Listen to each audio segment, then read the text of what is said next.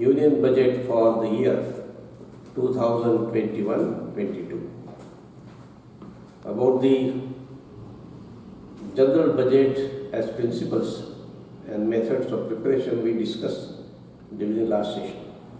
This session will be devoted exclusively for the budget for the year 2021-22. Now the budget, as you know, the size is 34.83 lakh crores. And if you take the earlier budget, the original estimate, the increase is around 14.5%. But if you consider the revised estimates of the earlier budget, the increase works out to only less than 1%. Now we will discuss this in two parts. The positive features of this budget, and second part will be the controversial or debatable points of the budget, on which many people may be having different views. So we must know both the sides, positive as well as the debatable or controversial views on the budget. Now first I will start with the positive features of this budget. Now first important positive feature of this budget is substantial increase in capital expenditure. Normally, if you examine the budget of the earlier years, capital expenditure is around 13% of the total expenditure and revenue expenditure is around 87%. But in this budget, capital expenditure is around 16.5% of the total budget. The last year budget, the capital expenditure was only 4.40 lakh crores. But this year's budget, the capital expenditure is 5.50 lakh crores, which works out to around 2.5% of the GDP. Here also we find normal budget of the last few years.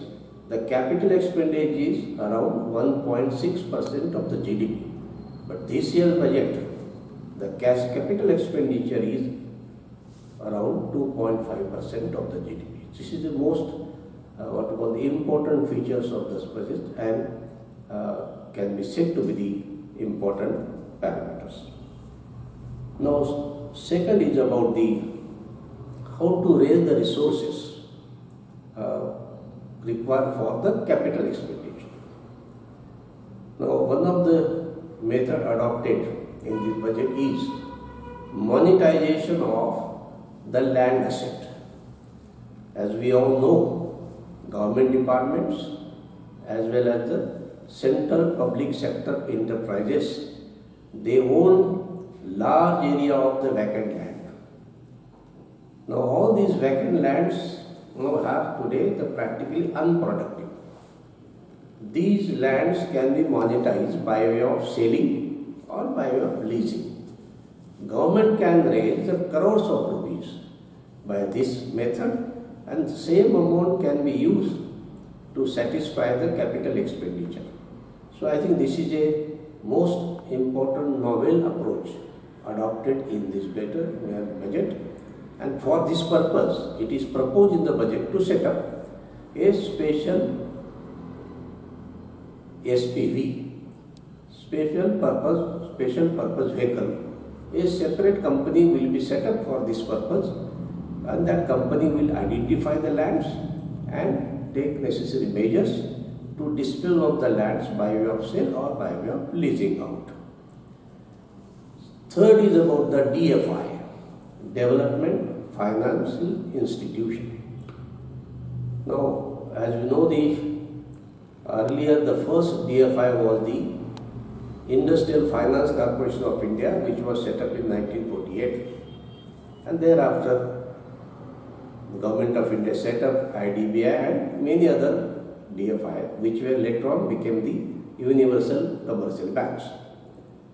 Now today most of the banks are not very eager to finance long-term infrastructure project because of the experience of NPA. So this DFI is basically to provide long-term lending to the infrastructure projects. Now initial capital, equity capital of around 20,000 crore will be provided by the Government of India, and based on that equity capital, the DFI will raise the resources which will be used for providing long-term lending to the infrastructure projects. Now in the budget, it is expected that this DFI will lend around 5 lakh crores over a period of next 3 years. This is again to finance the infrastructure projects. The Finance Minister has also designed a what we call National Infrastructure Pipeline covering nearly 7,400 infrastructure projects involving estimated expenditure of rupees 111 lakh crores, and it is proposed to complete these identified infrastructure projects before 2025-26. Now here also the institution will raise the funds to provide long-term projects. This is also very important novel feature. Another important problem which the RBI has raised in its report, that the NPA problem is likely to become again serious. Present level of NPA, which is around 7.5%, likely to increase to the level of 13.5 or even more than that by September of this year. So there will be a problem of the cleaning of balance sheet of the public sector banks. For this purpose, it is proposed in the budget to set up asset reconstruction company and asset management company. This company will purchase the stressed asset as well as the NPA asset from the banks. Purpose is to clean the balance sheet of the bank so that bank can do their regular business without any difficulties. Now this particular ARC and AMC will not be a government owned. The basic equity capital will be provided by the public sector banks and the private sector banks.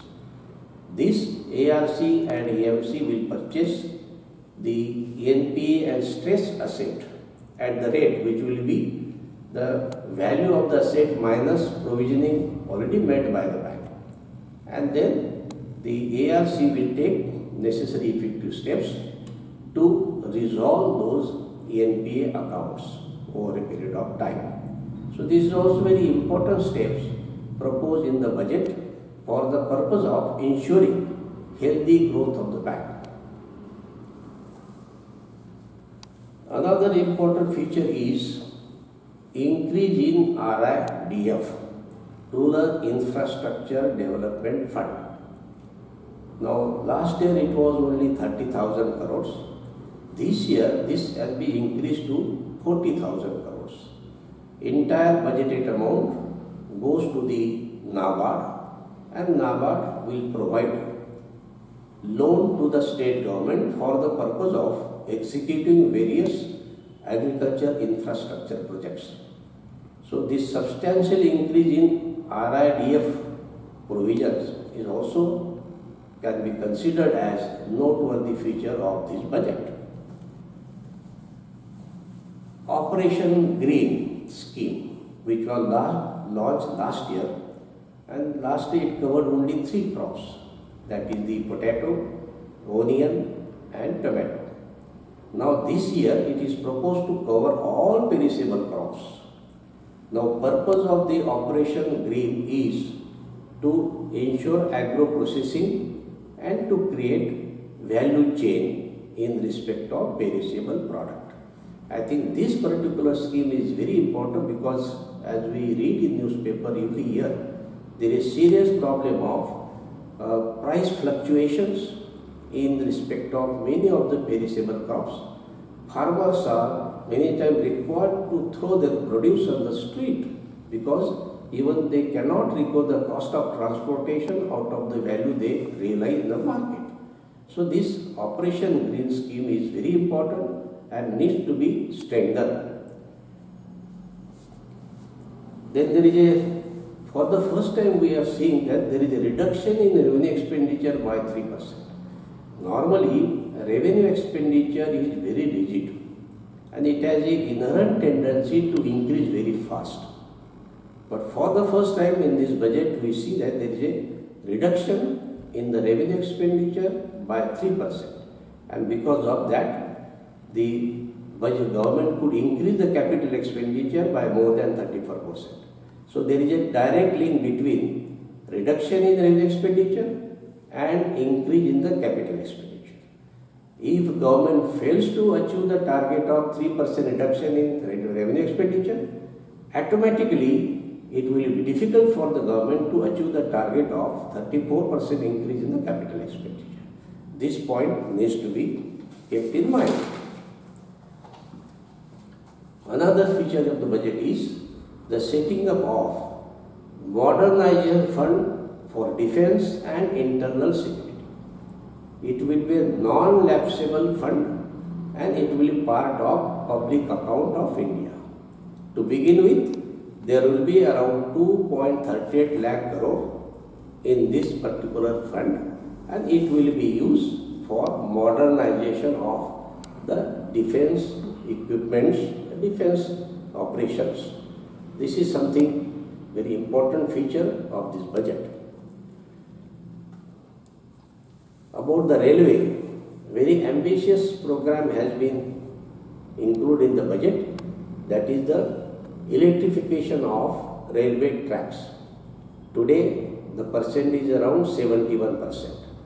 Now by 2023 it is proposed to achieve the target of 100% electrification of the railway track. So these are some of the important features, I can say very positive features of this budget and needs to be commended for the purpose. Now in addition to this, there are some areas which can be debated, can be controversial, and experts can have different views on those points. Now first is about investment in agriculture. Not much has been said in this budget. Normally, if you want to solve the problems of agriculture and if you want to increase the productivity of agriculture, what is important is capital formation.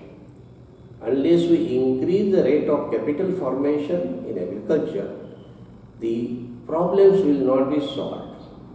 And for that, what is required is substantial increase in investment in agriculture infrastructure. Now, what is normally expected is the investment in agriculture should be around 6% of the total GDP. Today, it is hardly 2.5% of the total GDP. Now, in the total investment, the share of public sector should be around 50%. But today, it is only 15%. So, there are two problems. One, we must increase the investment in agriculture, and number two, we must also increase the share of public sector in total investment. But in this budget, not much has been said about this particular important aspect. Merely increasing the RIDF from 20,000, 30,000 to 40,000 crore is not enough. Similarly, so far as the micro irrigation concerned, the Finance Ministry has proposed increase of only 5,000 crores over the last year provision of 5,000 crores. So today it is hardly 10,000 crore which has been provided for micro irrigation. Now our Honorable Prime Minister has announced per drop more crop. That is possible if we focus our attention on micro irrigation. We must increase the micro irrigation to the tune of 50%, and for that the budgetary provision will have to be increased to the level of at least 30 to 40,000 crores. That is not there. I think this is a point which needs to be attended to.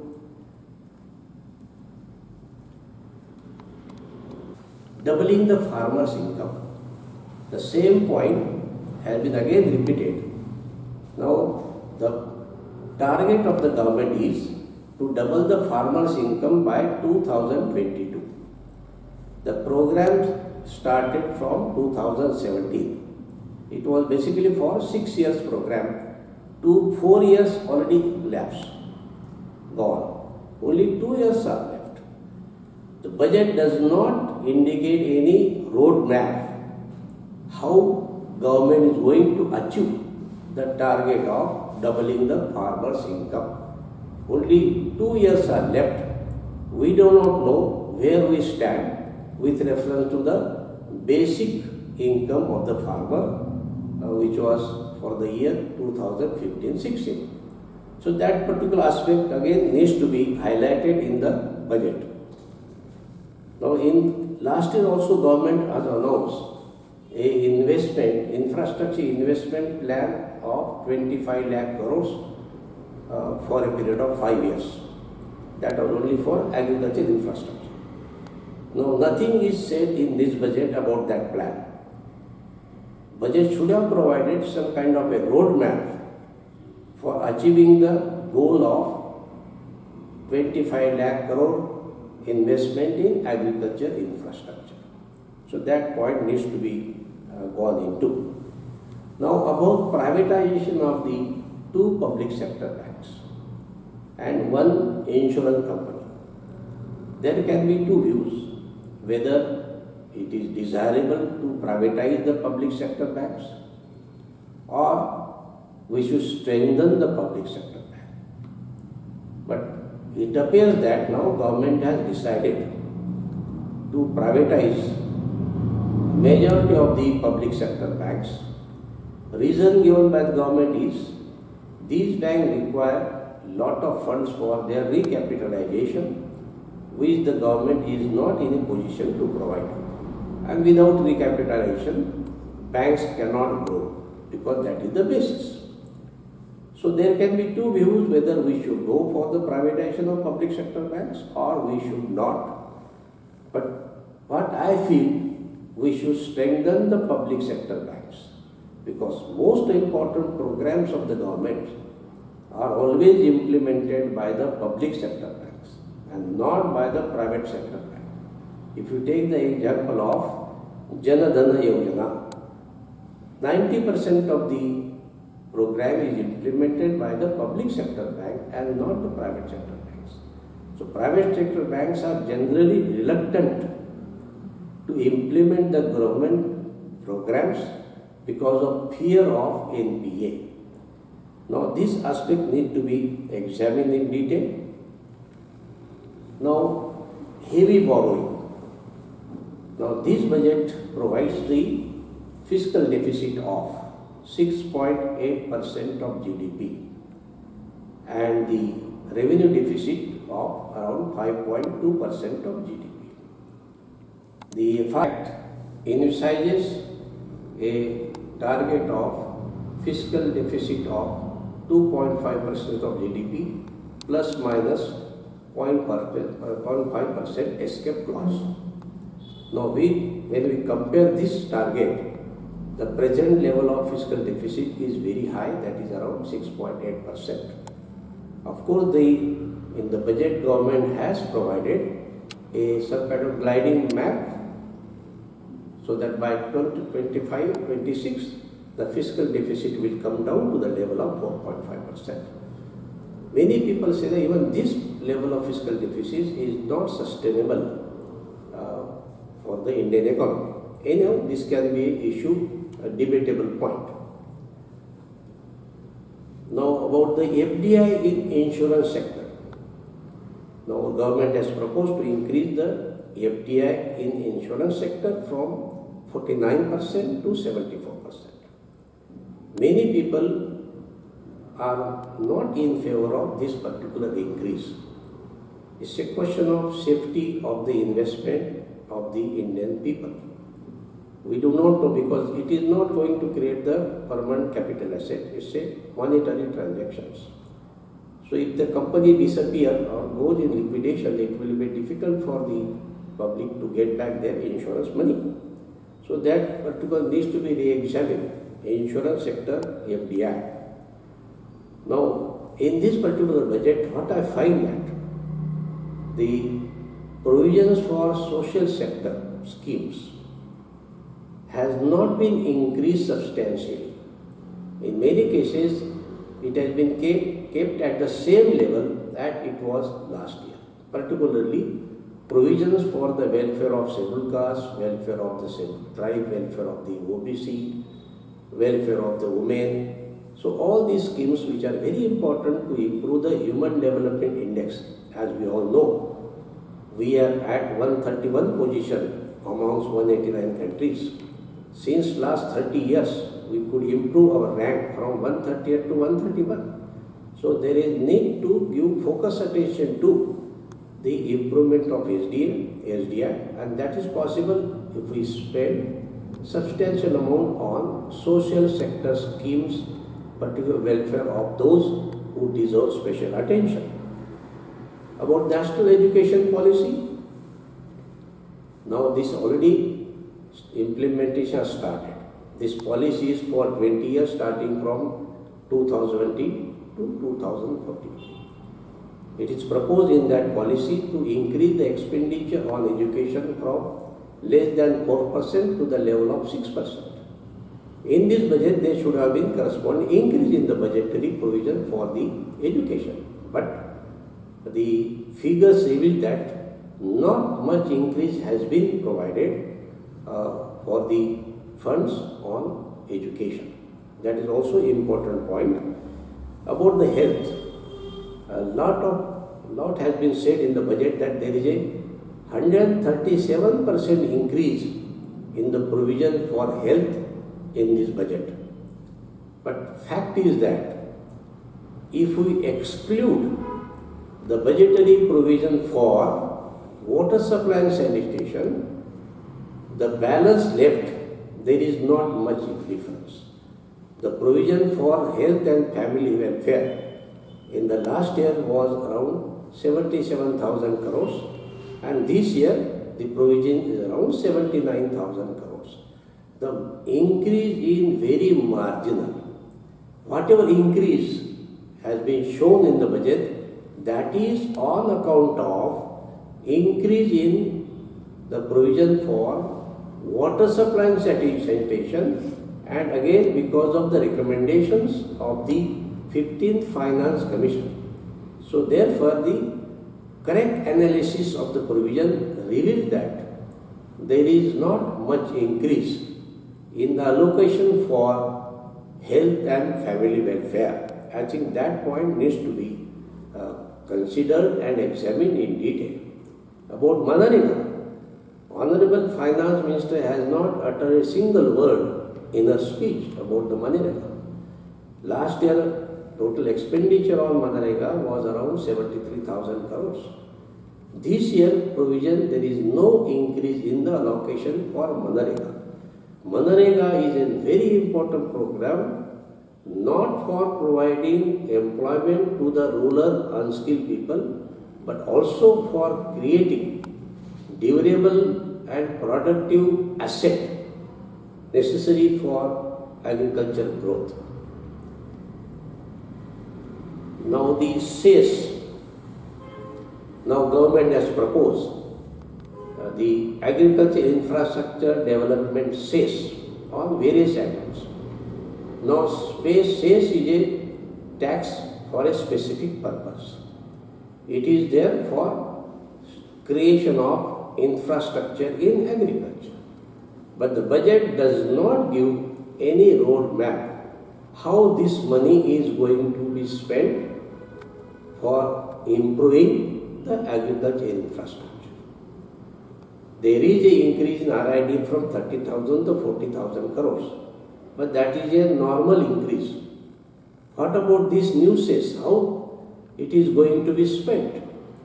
Another important point is levying the cess and surcharge, which are not divisible, is again the principle of fiscal federalism.